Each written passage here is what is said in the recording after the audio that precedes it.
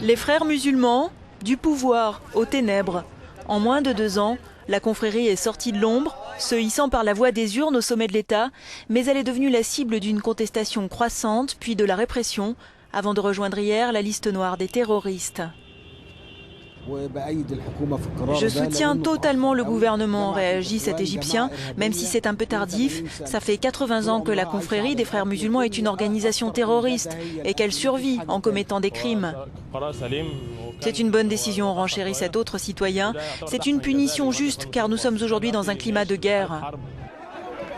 Si le pouvoir peut se prévaloir du soutien d'une partie de la population qui avait appelé au départ du président Mohamed Morsi en juin dernier, cette décision vient cantonner les frères musulmans dans des registres familiers, la résistance et la clandestinité. Créée en 1928 par Hassan el-Banna, la confrérie islamiste est officiellement interdite en 1954, mais tolérée.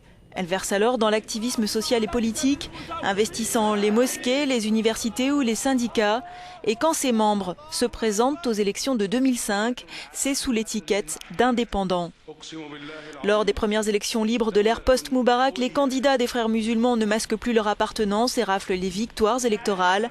Mohamed Morsi devient président égyptien en juin 2012. 1 an plus tard, il est renversé, emprisonné et accusé avec d'autres cadres de la confrérie de terrorisme. Les mouvements d'opposition des islamistes seront par la suite réprimés dans un bain de sang par les nouvelles autorités. Affaiblis, comptant de nombreux cadres emprisonnés, les frères musulmans continuent toutefois de contester le régime militaire. Rassemblés dans une alliance anti-coup d'État, ils avaient annoncé il y a quelques jours qu'ils feraient campagne contre le référendum sur une nouvelle constitution, prévue à la mi-janvier. L'Alliance nationale qui défend la légitimité annonce sa décision de boycotter ce référendum non valide et initié par une autorité fasciste responsable d'un coup d'État sanglant.